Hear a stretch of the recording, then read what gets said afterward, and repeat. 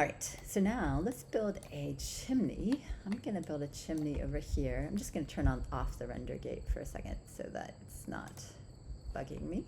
So the render gates are here. So turn those off, oops.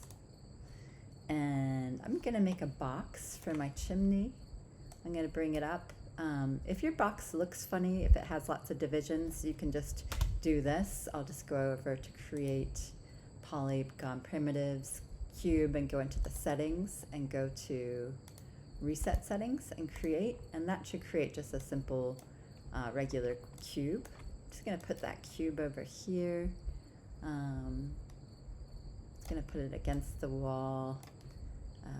It's gonna press F to center it on here. We want it to be kind of against the wall. And now I'm gonna scale it. Scale it up a bit and scale it. Maybe this will just be my hearth. So it probably could be a little flatter because you know you don't want to have your fireplace right, so it could go down into the basement a tiny bit. The hearth is usually it's like fireproof or something. So let's see, let's make it a little bigger. We could make it a little bigger in this direction, and this direction. And again, if you don't want it to be so tall, you can bring it down some. Okay. Maybe it's still not big enough. Okay, you can always scale it differently. Now, let's just duplicate that. I'm gonna just press Command D. You could also go up to Edit and Duplicate here. But, and then, so I've duplicated it, oops, and then I just wanna raise that one up. And I'm gonna scale that one down a little bit. And this is gonna be the beginning of my fireplace. So I'm just gonna kind of eyeball this, and let's say maybe it has a little bit more of a base here before the fire starts, or something like that. Anyway, then we can extrude that face. I'll grab the top face there. Oops, make sure you're in face mode. Select face. An easy way to get to extrude is to press Command E, or you can go up to Edit Mesh and extrude here. Okay, so then, we just want to pull that up. Okay, so say we want the fire area to be something like that, maybe a little taller. Okay, and or it could even be a little taller. Okay, now we want to extrude again, so you can press G as in George, which is to repeat the last tool, or you could do Command E, or go back to extrude. And then I'm just gonna scale this in a little bit. Oops. I'm gonna press R to scale it, and I'm especially gonna scale it in that direction, and you can kind of pull it up. So I'm just gonna start making that chimney go in a little bit, and you can scale, move up, and just kind of keep doing that. Move up, scale it, move up, G, move it up, scale. You can see I'm just kind of tapering the chimney in sort of a somewhat just a somewhat random way. Okay, so it's a little bit just like a, I don't know, you can kind of decide how yours works. Maybe I'll have the rest just go straight up. Okay, so then again, if you don't like where your edges are, you can always shift double click to get more than one and move them, right? Okay, so maybe you want your fire area to be bigger. I'm going to get back to my modeling tools, get to my multi-cut, and then maybe I'm going to cut my fire opening area. So you can click, and then remember Control Shift to do perpendicular, return, and then again Control Shift, perpendicular, straight down. And again, if you want, you could take a look at this from the front, and you can, you can even isolate your object here if you just kind of want to look at it more in detail. And the Isolate Objects button is here. Isolate Select. It's on this row here where below these small letters, it's maybe a little hard to find. And if you don't see it, you can always kind of look around for it. I think you can also find that under somewhere up there. Anyway, so Isolate Select, and you can then kind of take a look at these edges, and you could kind of play around with where they are in relationship to each other. Okay, I'm not going to do too much there. I'm going to un-isolate and then go back here, and then you can extrude this one face in, because this is going to be the fireplace. So let's extrude it in. I'm going to press Command E, or you can also go up to Edit Mesh, Extrude, and I'm going to just extrude it in. You don't necessarily have to go all the way to the back wall if you don't want to. Oops.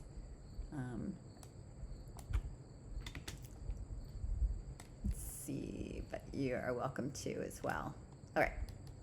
So press Q to go back to our regular tool, 5 to see shaded. So it looks pretty good so far. We could always bring up the chimney face a little bit more. We'll deal with the roof later. Okay, so, and now I'm just going to take a look at this picture I downloaded before. You could always make this kind of mantle thing if you want, but I'm just going to make this kind of grate here for the fire, but I'll make a new cube. So again, you can go to Create Polygons, and you can reset it if you want to just make sure it's a normal looking cube. Create.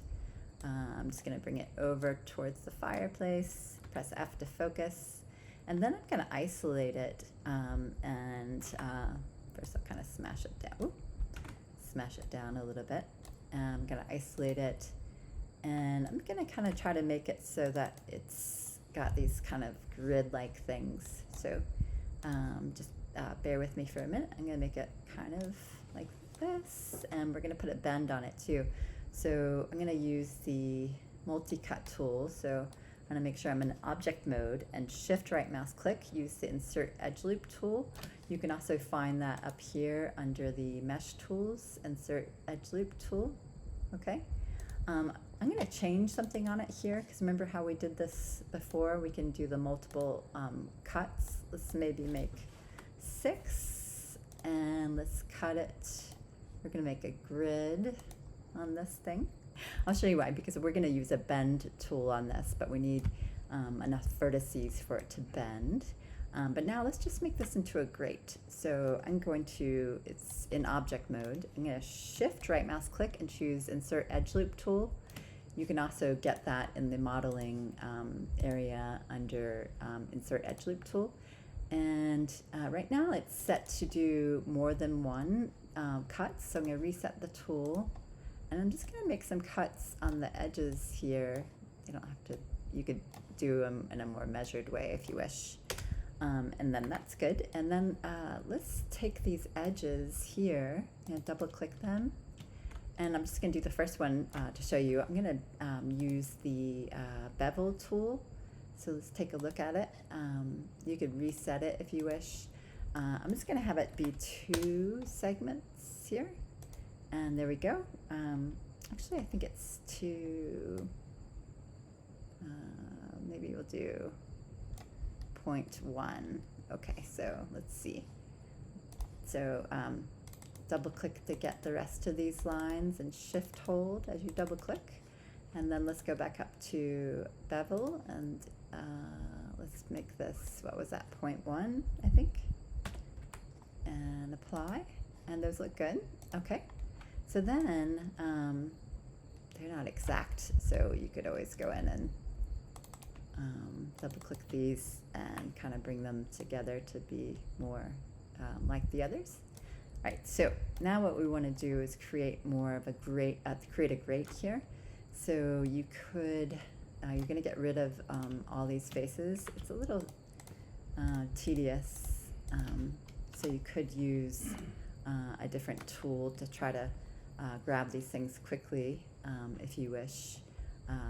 You could try to do it up and down, kind of like that. You could kind of try to box select within this area to get rid of these, and you could do the same thing here. I'm just kind of looking at it more or less up and down so I don't accidentally click any faces that I don't want. So it's up to you how you do that. So again, I'm just getting rid of both the top and the bottoms of these faces, okay? And that's what I was just trying to just box select. So box select goes all the way through. It selects both the face that's facing you as well as the ones that are below it. Okay, so I did lose a face there. If you want, well, let's just go ahead and bridge that. So you could select this face and shift select that face, and we can bridge it. Go up to your tools and bridge, and you could also turn down your divisions if it had some. Okay, so now let's try to do a bend tool here. Remember, the reason we did the cuts across is so that we'd be able to use the bend tool. I'm going to go into animation and deform nonlinear bend. And so if we do anything now, let's open up our channel box. If we try to curve it now, it's not going to, well, it's going to curve the wrong way, which could be interesting if you wish. But I'm going to press E for rotate. I'm just going to see, I think I want it to rotate. Let's try Z. So I'm going to do 90 in Z. Okay. And then if I try the curvature here under bend 1, you see it's bending, and that's nice. So it's bending up. Again, you could change some aspects of it before you bend it if you wish. I think maybe my box is just too tall. Let's see if I can just change that before I bend it. Okay, so then there's our bend handle. Let's see, will that change anything? All right, so you could play around with it however you wish. Let's say we like that.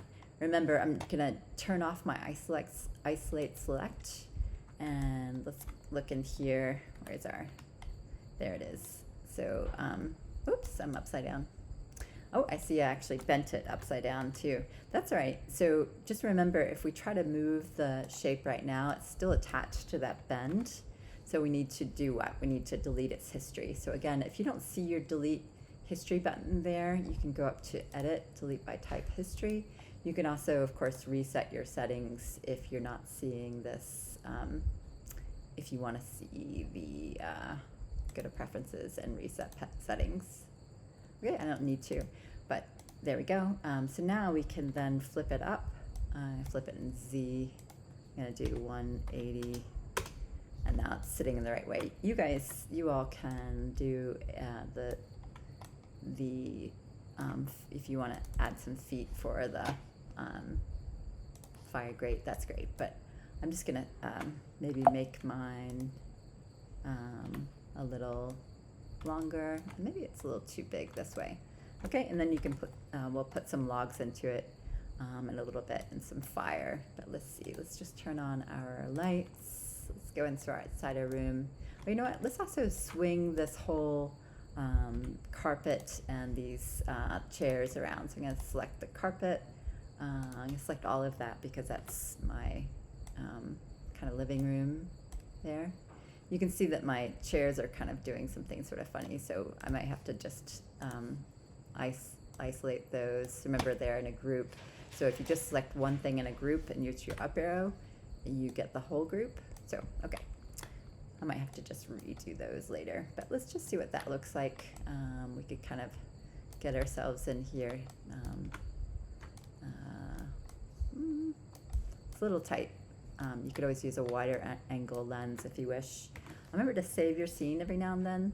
I'm going to go to Arnold Render, and there you go. So you're starting to get something going on here. I'd say that maybe the lights are too bright now, but really it's up to you. Okay, We'll be right back.